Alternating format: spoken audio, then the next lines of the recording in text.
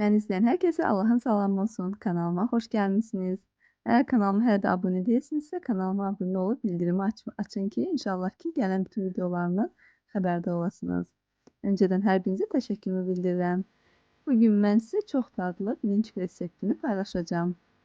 Baxın qızlar, ipək kimi zərif, incə, xorclar çox gözəl alınır. Dadı da bir o qədər gözəl olur. İnşallah ki, bəyənərsiniz. Keçək hazırlanmağına. 3 ədəd yumurtaya 2 stəkan soyuq su əlavə edirəm.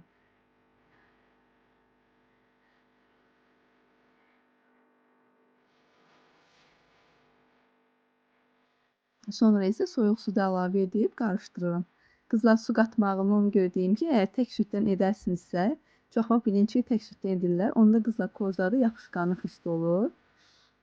Amma ki, belə su əlavə edəndə qızlar çox dadlı o bilinciklər əmələ gəlir. Həm görünüşü, həm dadı.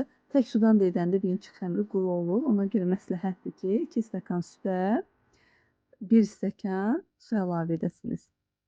Bu qızlar göstərdiyim bu resept 35-38 arası bilincik çıxır. Yəni bir porsiyon göstərirəm sizə. Yəni əgər çox edəcəksinizsə, bütün hazırladığım ərzaqlara 2 qatını əlavə edə bilərsiniz. Belə qısa yaxşı qarışandan sonra 1 çay qaşığı sizə duz əlavə edirəm. Mən şəkər tozu əlavə etmirəm. Şəkər tozsuz etsiniz daha məsləhətlidir. Onda bilinciklər daha gözəl olur. Yəni bilinciklərdən şirin tamı gəlmir. Burada isə stəkanı 2 barmaq aşağı duru yağ əlavə edirəm. Stəkan ölçüsü isə 200 ml-dir. Onu da qəşəngcə qarışdırıb sonra un əlavə edəcəm. 3 stəkan un gedir. Əlavə heç nə qatmıram qızlar. Qabartma tozu, soda heç bir şey qatmağa ehtiyac yoxdur. Sadəcə bu sadə resept eləsəniz, çox gözəl bilinciklər əmələ gəlir.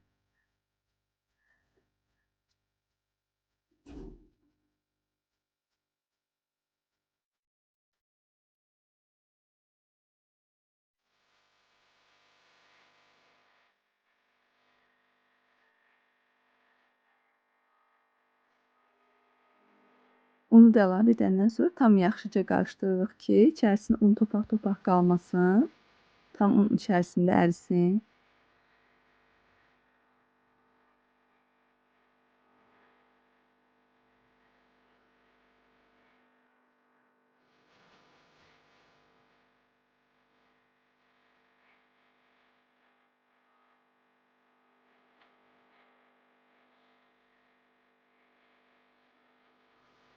Belə 3 stəkan unumuzu əlavə etdik. Bir də qızlar onu deyim ki, mən sizə bunu göstərəcəm. Xəmirin duruluğunu göstərəcəm. Yəni duruluğu belə olmalıdır.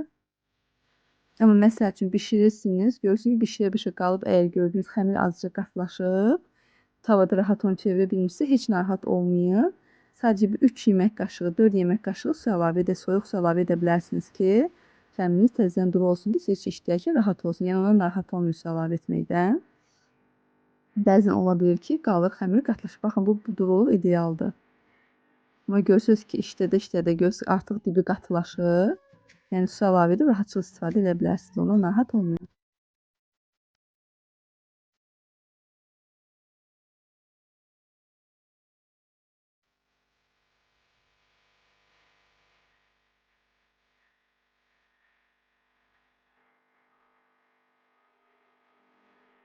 Belə bir bilincik tavası istifadə edəcəm. Nə kiçik, nə böyük, orta boydadır. Bir barmaq qalınlığındadır qızlar.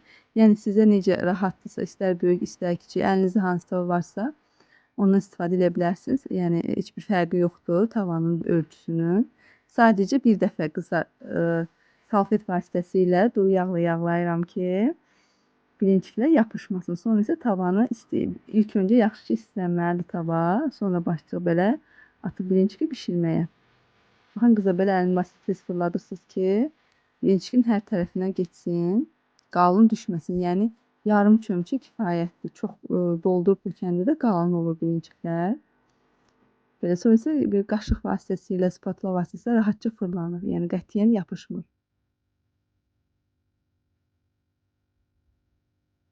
Çalışın tavanı nə çox qaynar, yəni qazın altın orta temperaturda saxlayın. Az olanda da quruyur bilincik, qaynar olanda da tava qızlar yapışır. Yəni onu rahat fırlada bilmirsiniz. Yapışıb qalır. Yəni elbəttə ki, tökən kimi xəmiri həmən yapışır. Yəni rahatçılıqla fırlada bilmirsiniz. Ona görə də eyni temperaturda qalsın. Yəni qazın altı nə çox, nə az, orta xodda qalsın ki, rahatca blinçikləri bişirə biləsiniz.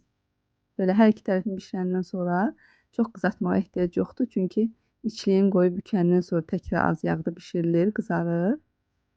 Ona görə də belə azca qızaran kimi götürürük.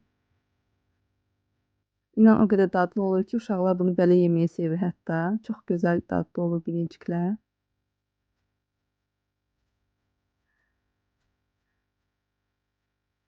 Belə baxın, rahatçılıq o tavadan da çıxır, qətiyyən yapışmır.